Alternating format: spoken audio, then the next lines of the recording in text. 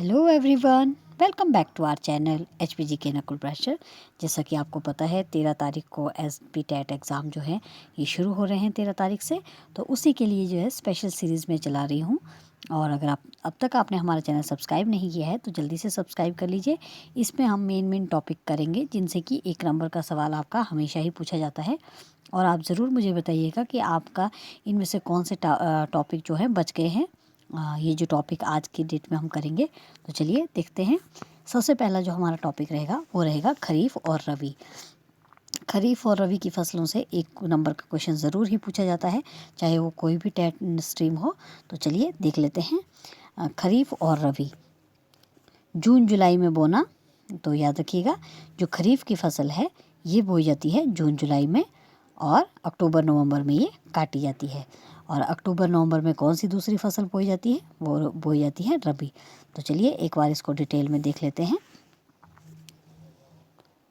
सबसे पहले आप याद रखेंगे खरीफ की फसल जो है, खरीफ की फसल के लिए आपने एक शब्द याद रखा है J&K, यानी कि जून जुलाई में बोना। और के से याद रखेंगे खरीफ। खरीफ की फसल जो है ये होती है आपकी जून जुलाई में बोई जाती है और अक्टूबर नवंबर में इसकी कटाई की जाती है। और खरीफ की बात की जाए और खरीफ में कौन कौन सी फसलें आती हैं, चलिए वो देख लेते हैं। खरीफ की फसलें होती हैं धान, ज्वार, बाजरा, मक्का, कपास, गन्ना, सोयाबीन और अरहर। अगर आपने अब तक हमारी दूसरी वीडियोस नहीं देखी हैं जिसमें कि मैंने इनकी ट्रिक्स करवाई हैं, तो जल्दी से आप उनको देखें और अपना 1 से 2 नंबर जो है पक्के करें। आज हम 5 से 7 टॉपिक जो हैं इसमें डिस्कस करेंगे। और अगर आपको वीडियो अच्छी लगती है तो प्लीज़ लाइक शेयर ज़रूर करें और चैनल को सब्सक्राइब करना ना भूलें। तो चलिए देखते हैं अब दूसरी फसल जो कि है रबी। रबी की फसल बोई जाती है अक्टूबर नवंबर में और काटी जाती है मार्च अप्रैल में। याद रखिएगा, मैंने आपको कहा कि खरीफ के लिए आपको याद रखना है J&K, यानी कि जून जुलाई और खरीफ। और अक्टूबर नवंबर में रबी की फसल बोई जाती है और मार्च अप्रैल में काटी जाती है। मैंने इनकी प्रॉपर ट्रिक बनाई हुई है, अगर आपने अब तक नहीं देखी है तो ज़रूर उसको जाके देखें ताकि आपके नंबर जो हैं वो कंफर्म हो जाएं और सही हों। तो चलिए अब देखते हैं रबी की फसल कौन कौन सी होती हैं। रबी की फसलें होती हैं गेहूँ, चना, जौ, सरसों, तोरिया, मटर। तो ये जो है रबी की फसलें हैं। याद रखिएगा, गेहूं की जो हर बार एग्ज़ाम में पूछी जाती हैं वो पूछा जाता है कि गेहूं और जौ जो हैं ये कौन सी फसलें हैं, तो ये हैं रबी की फसलें। जबकि धान, ज्वार, बाजरा ये जो हैं ये फसलें हैं खरीफ की। तो कंफ्यूज बिल्कुल मत होइएगा, धान की फसल जो है ये खरीफ की है और गेहूं और जौ जहाँ से हमेशा ही एग्ज़ाम में पूछे जाते हैं ये फसलें हैं गेहूं और जौ रबी की। नेक्स्ट देखते हैं थोड़े से और क्वेश्चन जो कि फसलों से पूछे जाते हैं। जायद, तो जायद फसलें कौन कौन सी होती हैं, मूंग, उड़द, तरबूज, ककड़ी, खरबूजा, ये जो है ये जायद फसलें होती हैं। और नकदी फसलें तिलहन, गन्ना, चुकंदर, चाय, ये सब जो है ये होती हैं आपकी नकदी फसलें। और याद रखिएगा खरीफ की फसल में खरीफ की फसल में कपास भी जो है ये खरीफ की ही फसल है। तो चलिए अब आगे देखते हैं अगला टॉपिक। आई होप आपको ये खरीफ और रबी का टॉपिक जो है ये एक क्विक रिवीजन आपका हो गया होगा। तो चलिए आगे देखते हैं। अब है हमारे पास गर्म और ठंडी हवाएं। तो जो एग्ज़ाम में हमेशा ही पूछी जाती हैं कौन कौन सी हवाएं भारत में चलती हैं, तो ये भारत में या कहाँ दूसरे देशों में कौन कौन सी हवाएं चलती हैं उनके बारे में पढ़ेंगे। तो चलिए देखते हैं। सबसे पहले है फ़ोन। तो ये फ़ोन हवा है, ये चलती है आल्प्स पर्वत पर। याद रखिएगा फ़ोन चलती है आल्प्स पर्वत पर। और चिनूक ये चलती है उत्तरी अमेरिका में। याद रखिएगा चिनूक चलती है उत्तरी अमेरिका में। मिस्ट्रुल फ्रांस में। मिस्ट्रुल कहाँ चलती है, फ्रांस में। मिस्ट्रुल फ्रांस में। और जो सिरक्को है ये चलती है सहारा मरुस्थल में। याद रखिएगा सिरक्को कहाँ चलती है, सहारा मरुस्थल में। एक बार फिर से क्विक देख लेते हैं। फ़ोन हवाएं चलती हैं, जो स्थानीय पवने फ़ोन हैं वो चलती है आल्प्स पर्वत पर। चिनूक चलती है उत्तरी अमेरिका में। मिस्ट्रुल फ्रांस में। सिरक्को सहारा मरुस्थल में। आगे देख लेते हैं। बर्ग चलती है, जो बर्ग है वो चलती है दक्षिण अफ्रीका में। याद रखिएगा बर्ग चलती है दक्षिण अफ्रीका में। सिमुम ये चलती है ईरान में। सांता आरा ये चलती है कैलिफोर्निया में। और लू ये एक गर्म हवा है जो कि चलती है भारत और पाकिस्तान में। चलिए एक बार फिर से देख लेते हैं। बर्ग चलती है दक्षिण अफ्रीका में, सिमुम ईरान में, सांता आरा चलती है कैलिफोर्निया में, और लू जो कि गर्म हवा है ये चलती है भारत और पाकिस्तान में। इनसे भी हमेशा आर्ट्स के लिए तो बहुत ही इम्पोर्टेंट है ये टॉपिक। स्थानीय पवनें हमेशा ही एग्ज़ाम में यहाँ से क्वेश्चन बनता है। नेक्स्ट देखते हैं। अब अगला जो हमारा टॉपिक है ये है विश्व के मैदान। आपसे मैदानों के बारे में भी क्वेश्चन पूछा जाता है, या तो आपसे पूछ लिया जाएगा जैसे कि कंपास ये क्या है, तो ये एक मैदान है। तो ऐसे ऐसे क्वेश्चन जो है एग्ज़ाम में पूछे जाते हैं। चलिए देखते हैं। विश्व के प्रमुख घास के मैदान पंपास ये है अर्जेंटीना में, याद रखिएगा पंपास ये है अर्जेंटीना में। पंपास याद रखिएगा अर्जेंटीना में, और जो कंपास है वो है आपका ब्राज़ील में। बिल्कुल कंफ्यूज मत होइएगा, पंपास आएगा अर्जेंटीना में और कंपास आएगा ब्राज़ील में। प्रेयरी ये उत्तरी प्रेयरी जो है ये अमेरिका में है, प्रेयरी अमेरिका में। वेल्ड ये है आपका दक्षिण अफ्रीका में, वेल्ड कहाँ पे है, दक्षिण अफ्रीका में। स्टेपी ये है आपका मध्य एशिया यानी कि यूरेशिया में, स्टेपी मध्य यूरेशिया में। अगला है कैंटरबरी, तो ये है न्यूजीलैंड में, याद रखिएगा कैंटरबरी कहाँ पे है, ये है न्यूजीलैंड में। डाउन्स, तो ये है डाउन्स जो है ये है ऑस्ट्रेलिया में। चलिए एक बार फिर से क्विक देख लेते हैं। पंपास अर्जेंटीना, जबकि कंपास है ब्राज़ील में।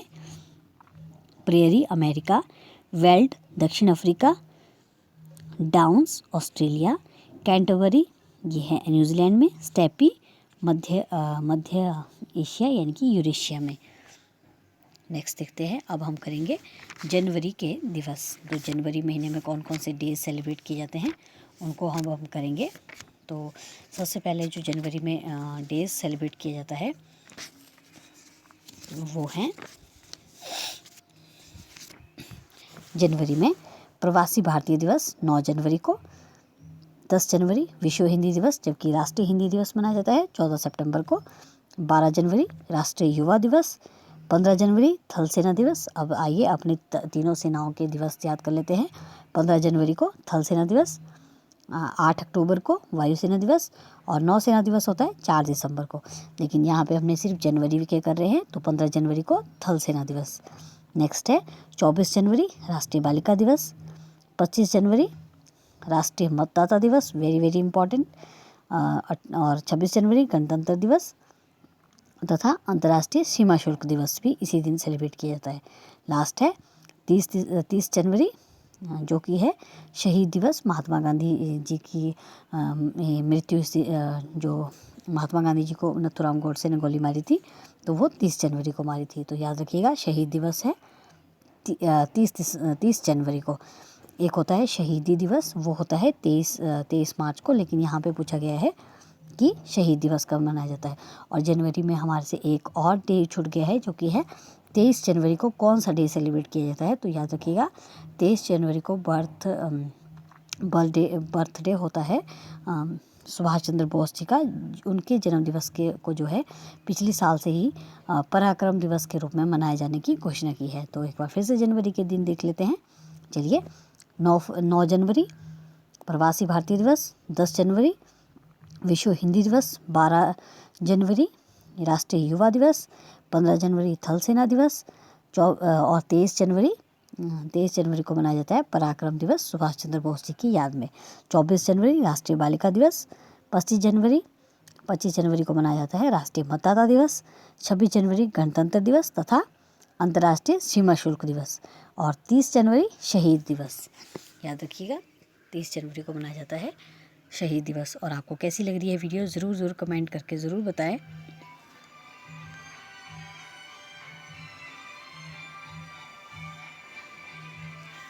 अगला हमारा जो टॉपिक है वो है सिख गुरु। तो चलिए सिख गुरु के बारे में हम देख लेते हैं जल्दी से क्विक रिवीजन।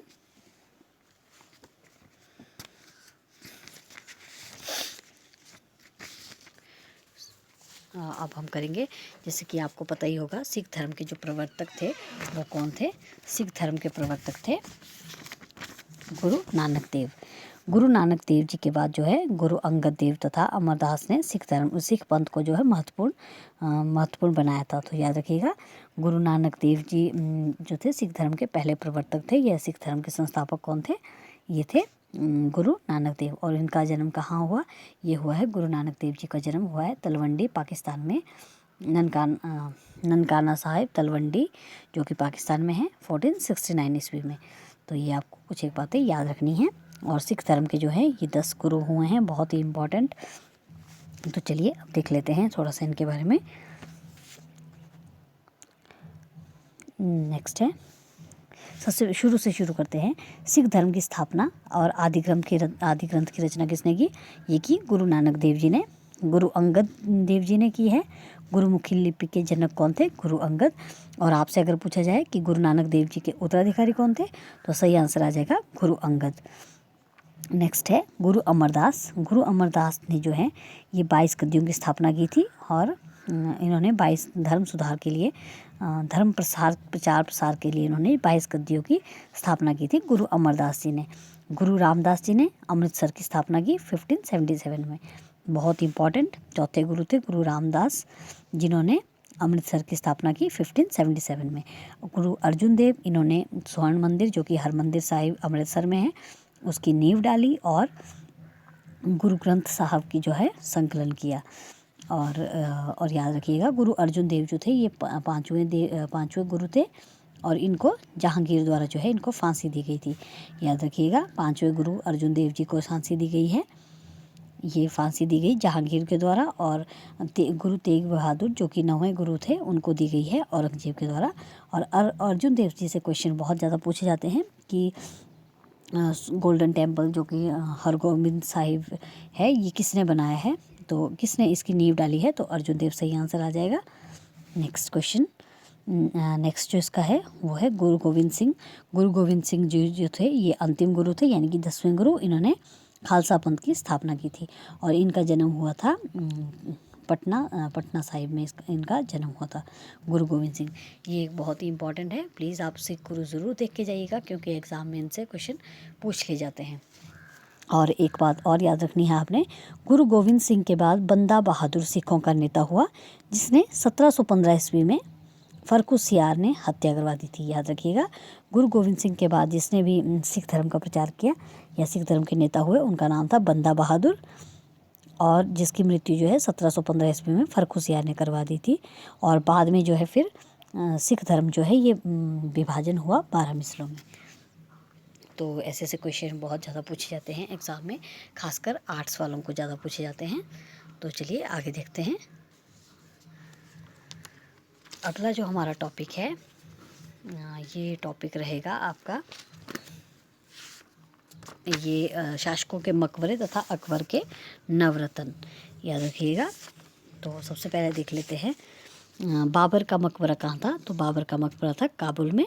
याद रखिएगा, बाबर का मकबरा काबुल में, हुमायूं का दिल्ली में।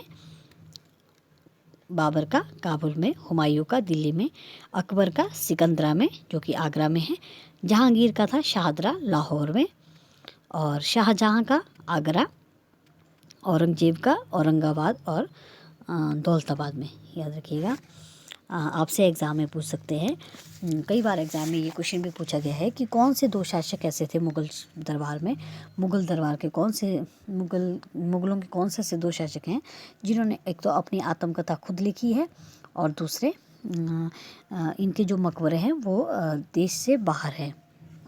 तो याद रखिएगा, दोनों के आंसर सेम ही होंगे। ये तो बाबर और जहांगीर। बाबर ने जो है अपनी आत्मकथा बाबरनामा लिखी है तुर्की भाषा में। ये आप याद रखिएगा, बाबर के बारे में तुर्की भाषा में उन्होंने जो है अपनी आत्मकथा लिखी है और जिसका नाम है बाबरनामा। और बाकी आप एक याद रखेंगे कि बाबर और जहांगीर 2 ऐसे शासक हुए हैं जिन्होंने एक तो अपनी आत्मकथा खुद लिखी है क्योंकि ये पढ़े लिखे थे, और दूसरा इनके मकबरे जो हैं वो भारत से बाहर है। तो याद रखिएगा, बाबर का भी काबुल में है और जहांगीर का लाहौर में है।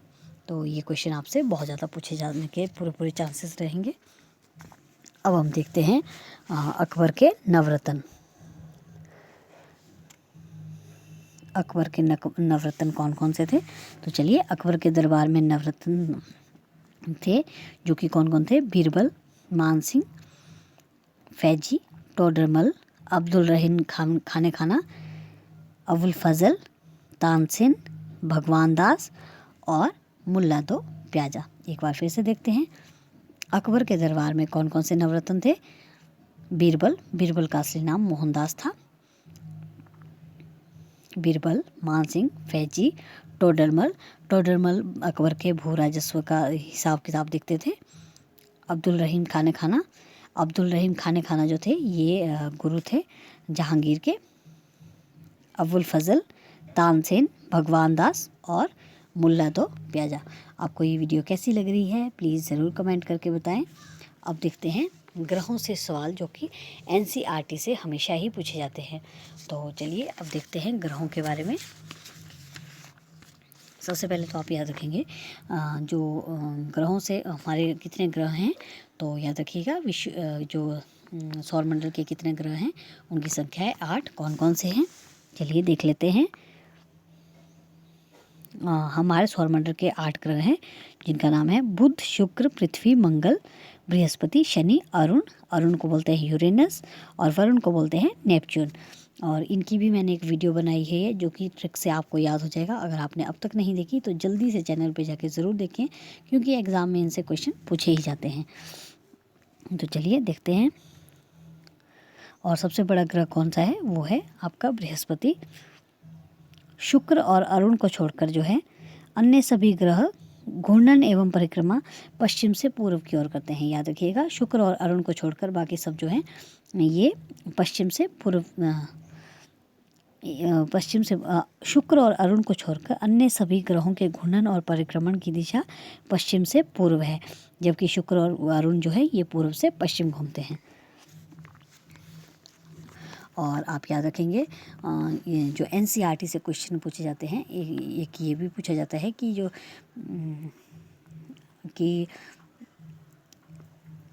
कौन से ऐसे ग्रह हैं जिनके चारों ओर छल्ले हैं। तो याद रखिएगा शनि, यूरेनस और शनि, बृहस्पति, यूरेनस, ये ऐसे 3 ग्रह हैं जिनके चारों ओर क्या है? छल्ले हैं। एग्ज़ाम में बहुत बार एग्ज़ाम में पूछा गया है, तो आप इन क्वेश्चन को ज़रूर देखें।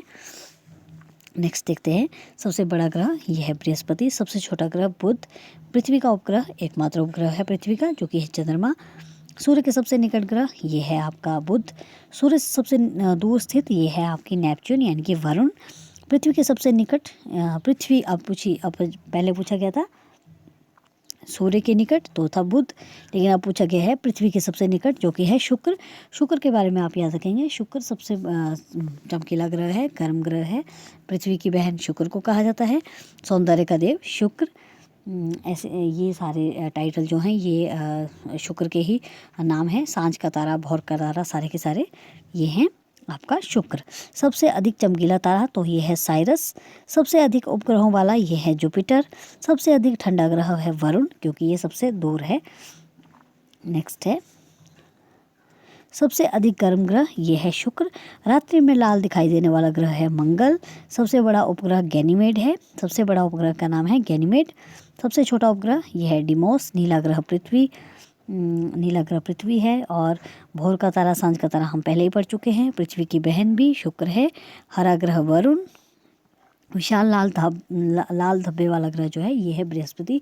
अब आपसे मेरा क्वेश्चन है ग्रहों से कि वरुण ग्रह को इंग्लिश में क्या कहते हैं। याद रखिएगा, वरुण ग्रह को इंग्लिश में क्या कहते हैं। मैंने अभी बताया, अगर आपने ढंग से देखा होगा या सुनी होगी वीडियो तो आपको ज़रूर पता होगा, प्लीज़ ज़रूर बताइएगा।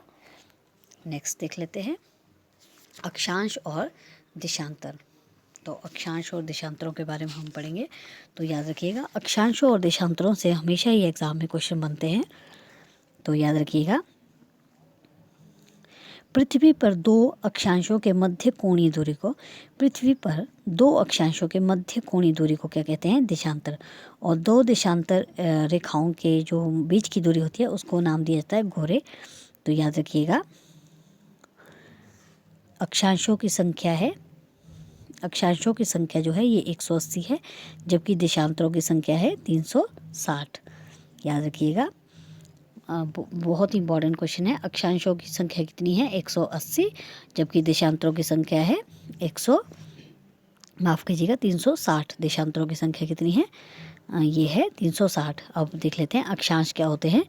ग्लोब पर पश्चिम से पूर्व, आप ऐसे देख सकते हैं कि अगर आप भी एक छोटा सा गोला लगाइए अपनी कॉपी पर, उसमें देखिए पश्चिम से पूर्व की ओर खींची गई काल्पनिक रेखाओं को कहते हैं अक्षांश। पश्चिम से पूर्व की ओर जो खींची जाती है रेखा है उनको कहते हैं अक्षांश, जिनकी संख्या है 180। और वैसे ही अब हम देखेंगे देशांतर। देशांतर आप देखेंगे ऊपर से नीचे की ओर खींची जाती है देशांतर काल्पनिक रेखाएं, जो कि जिनकी संख्या है 360। एग्ज़ाम में बहुत बार क्वेश्चन ये पूछे जा चुके हैं। तो चलिए अब देखते हैं अगला क्वेश्चन क्या है।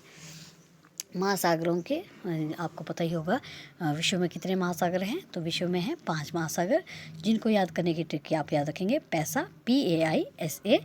पी से पैसिफिक यानी कि प्रशांत महासागर। आपसे एग्ज़ाम जो हैं ये 3 से ही पूछे जाते हैं, जैसे कि अटलांटिक, इंडियन ओशन, इनसे ही। तो चलिए देखते हैं विश्व के कितने महासागर हैं। 5। पी से आ गया आपका पैसिफिक, ए से अटलांटिक, और आई से इंडियन ओशन, एस से साउदर्न सी, एंड ए से आर्कटिक महासागर। तो चलिए देखते हैं प्रशांत महासागर। तो प्रशांत महासागर के बारे में आप याद रखेंगे। प्रशांत महासागर जो है सबसे बड़ा महासागर है और इसका आकार है वृत्ताकार। और ए से अटलांटिक जो महासागर है, और प्रशांत के बारे में याद रखेंगे कि प्रशांत महासागर का सबसे गहरा गर्त है मैरियाना गर्त। और अटलांटिक महासागर का जो जैसे कि प्रशांत महासागर का वृत्ताकार था, तो इसका आकार है अंग्रेजी के एस अक्षर के समान। अटलांटिक का एस अक्षर के समान आकार है और ये दूसरा बड़ा महासागर है। और इसका जो गहरा गर्त है वो है प्यूर्टो अगला आता है आई से है इंडियन ओशन यानी कि हिंद महासागर। तो हिंद महासागर जो है ये तीसरा बड़ा महासागर है। तो इसके बाद इसका आप देखेंगे, इसका जो ये त्रिभुजा आकार का है, और इसका ये एकमात्र ऐसा महासागर है जिसका नाम किसी देश के नाम पर रखा गया है, यानी कि हिंद महासागर। और SA इनसे क्वेश्चन जो है साउदर्न सी एंड आर्कटिक, इनसे क्वेश्चन नहीं पूछे गए हैं। तो आप याद रखिएगा कि विश्व में कितने महासागर हैं? 5 महासागर। सबसे बड़ा महासागर प्रशांत महासागर। और एक बात और, जो एस से जो साउदर्न सी है, ये एग्ज़ाम में बहुत ही कम पूछे गए हैं, तो आप इनको याद रखिएगा। और इंडियन ओशन का मैंने आपको नहीं बताया है गहरा गर्त, जिसका नाम है सुंडा गर्त। नेक्स्ट देखते हैं आर्टिकल्स। ये 5 आर्टिकल्स बहुत इंपॉर्टेंट हैं जो कि राष्ट्रपति से जुड़े हुए हैं। तो 108 में जो है ये संयुक्त बैठक का वर्णन किया गया है। तो संयुक्त बैठक को कौन बुलाता है? याद रखिएगा, संयुक्त बैठक को बुलाते हैं राष्ट्रपति, जबकि अध्यक्षता करते हैं लोकसभा स्पीकर या लोकसभा अध्यक्ष। तो ये किस आर्टिकल में है? ये है आपका 108 आर्टिकल में संयुक्त बैठक का वर्णन है। आर्टिकल 72 बताता है राष्ट्रपति को शक्ति है कि वो किसी भी अपराधी को जो है उसके मृत्युदंड को माफ़ कर सकता है। तो आर्टिकल 72 कहता है कि राष्ट्रपति को शक्ति है कि वो किसी को भी क्षमादान दे सकता है। नेक्स्ट है 356 आपको पता ही होगा, राष्ट्रीय आपातकाल जो है ये 352 से 360 तक है। तो 352 में है राष्ट्रीय आपातकाल और 356 में है राष्ट्रपति शासन। यहाँ पे मैंने 56 पहले लिख लिया है, उसके लिए सॉरी। तो आप याद रखिएगा 352 में है राष्ट्रीय आपातकाल, 356 में है राष्ट्रपति शासन और 360 में है आपका वित्तीय आपातकाल। तो याद रखिएगा वित्तीय आपातकाल अब तक भारत में एक भी बार नहीं लगाया गया है। नेक्स्ट देख लेते हैं। नेक्स्ट अब ये आपका आज का टॉपिक यहीं पे ख़त्म है। अगर आपको और भी ऐसी वीडियोस चाहिए तो प्लीज़ ज़रूर बताएं, और अगर वीडियो अच्छी लगी तो प्लीज़ इसे लाइक शेयर ज़रूर करें और सब्सक्राइब भी ज़रूर करें। Thanks for watching.